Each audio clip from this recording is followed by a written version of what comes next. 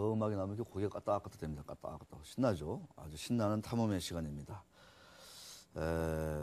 제가 이게 방송하는 게 되게 어설프기도 하고, 참, 어떤 분들은 뭐, 걔가 이렇게 좀 허점이 많냐? 이렇게 뭐, 방송하는데 틈이 많이 보인다? 이런 지적도 많이 받는데요. 네, 뭐, 생긴 게 이래서 어쩔 수 없고요. 자, 오늘은 게시판 사연을 먼저 보도록 하겠습니다. 헌터, 사냥꾼, 공공사님. 아세아라는 종목, 정말 저평가되어 있는 주식 같은데요. 분석 부탁드립니다. 이 시멘트 업종이라고 봐도 되고, 이제 아세아가 이제 아세아 그룹의 지주회사로 이제 인적 분할된 거죠. 시멘트하고 이 골판지가 양대 축인데, 워낙 이 굴뚝산업이다 보니까 제가 목소리를 이렇게 중후장대하게 아세아라는 기업이 저평가되어 있습니다. 이렇게 제가 얘기를 해봤는데 전혀 반응이 안 좋군요. 반응이 안 좋습니다. 우리 이용기 감도 비웃어버리네요. 자, 근데 이 얼마 전에 이제 인적 분할돼가지고 거래가 시작이 됐습니다. 거래가 시작이 됐는데 이 헌터 공공사님이 얼마 전에 저 강연에 압구정동 교주님 강연에 직접 참여해 주셔가지고 저한테 간에 좋은 약 있잖아요. 왜 곰이 막 외치는 간장약 있지 않습니까? 그거를 이렇게 한 통 이렇게 요새는 한 통이 많이 좀 줄었더라고요. 옛날에 통이 이만했었는데 요새 이만해가지고 한 통을 이렇게 저한테 주고 갔습니다. 제가 연말에 또 술자리가 많을 걸로 이렇게 확신을 하고 이렇게 저한테 뭐 있지 않습니까? 그런 간장약을 이렇게 저한테 주고 갔었는데 헌터 공공사님 이 자리를 빌어서 감사드립니다. 자, 네, 뭔 얘기를 하고 있는 거죠? 그렇습니다. 자, 얼마나 저평가되어 있는 건가, 저평가되어 있는데, 오늘 근데 주식은요, 보니까, 사업회사인 아세아 시멘트는 한 4.4% 빠지고 있고, 아세아라는 이 지주회사는 4.4% 그만큼 또 올라가고 있네요. 이게 또 어찌된 일인지, 희한한 일입니다. 자, 아세아와 아세아 시멘트의, 자기 자본, 시가총액, 애널리스트 목표가 한번 따져보겠습니다. 표로 먼저 보겠습니다. 자, 이제 두 회사가 이제 저렇게 분리가 된 거예요. 분리가 됐습니다. 코스닥 기업들, 부실한 회사들이 회사가 쪼개지고 주인 바뀌고 이러는 거는요, 주주들한테, 투자자들한테는 엄청난 리스크 요인입니다. 그래서 코스닥 기업들 회사가 쪼갠다, 사업부를 판다, 이런 거 쳐다보면 안 됩니다. 큰일 납니다, 큰일 나. 반면에, 정말 이 저평가된 알짜 구닥다리 회사들 있지 않습니까? 막 20년간, 10년간 전혀 변화 없다가 회사가 갑자기 지주회사로 가거나 분할한다든가 이런 얘기 있잖아요.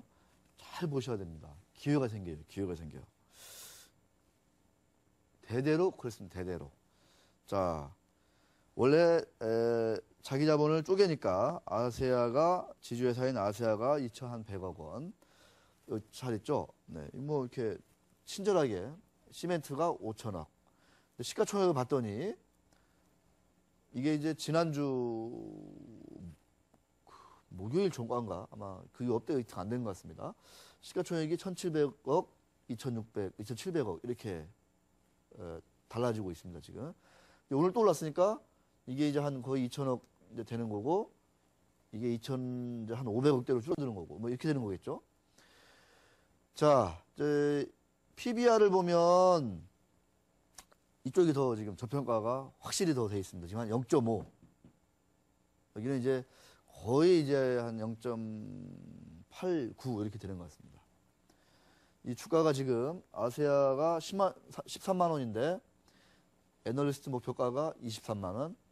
아시아 시멘트는 지금 주가가 한 8만 원이 채 안 되는데 13만 6천 원 이렇게 지금 이게 지금 키움증권인가요? 애널리스트 목표가 이렇게 돼 있습니다. 그런데요, 어떤 것을 이제 보셔야 되냐면 뒤늦게 이 기후만장 기자실에서는 수년 전부터 이게 분할되기 수년 전부터 이 아세아 시멘트를 봐라 이렇게 얘기했는데 이제서 주가가 많이 오르니까 그리고 또 분할되니까 애널리스트들이 아세아에 대해서 더 주목을 하더라고요. 그러면서 자산 가치, 뭐 지분 가치가 훌륭하다. 그러면서 목표가를 막 올리는 것을 제가 봤습니다. 그런데요, 지금 시점에서 저한테 둘 중에 비중을 어떻게 가져갈 거냐, 저한테 100만 원을 주고 투자해보라 이렇게 하면 저는 아세아에 투자하라, 꼭 해라 이러면 저는 아세아에 한 30만 원, 시멘트에 70만 원을 투자합니다. 왜 그러냐? 이게 이제 시멘트 사업을 하는 회사인데요. 지금 뭐 아세아 지금 뭐 기업 분할 이후 저게 이제 존속회사니까 쭉 유지가 되는 거죠. 이제 시멘트는 이제 신설법인이니까 이제 차트가 한두 개밖에 안 뜨겠죠. 시멘트 업황을 우리 저 시청자분들 냉정하게 보셔야 됩니다. 자, 지금 동양시멘트가 업계 1, 2위인데 어떻게 됐죠? 법정 관리가 갔지 않습니까? 그러면 동양시멘트하고 거래하는 레무콘 회사, 건설회사들 동양시멘트한테 계속 거래를 하려 들겠습니까? 아니면 딴 데로 가려고 하겠습니까? 동양시멘트가 단순히 업황이 너무 안 좋아져가지고 법정 관리 갔다. 그러면 거래하는 회사들이 많이 등을 안 돌릴 겁니다. 우리나라 사람들 또 온종주의가 강하잖아요. 이 동북아시아 DNA, 온종주의 때문에 이 자본시장은 제가 볼 때 발전이 더딘 건데, 온종주의 때문에 직원들이, 임직원이, 경영진이 그렇게 열심히 했음에도 불구하고 업황이 안 좋아요. 그래서 회사가, 차입금 상환을 제때 못 해가지고 법정 관리 갔어요.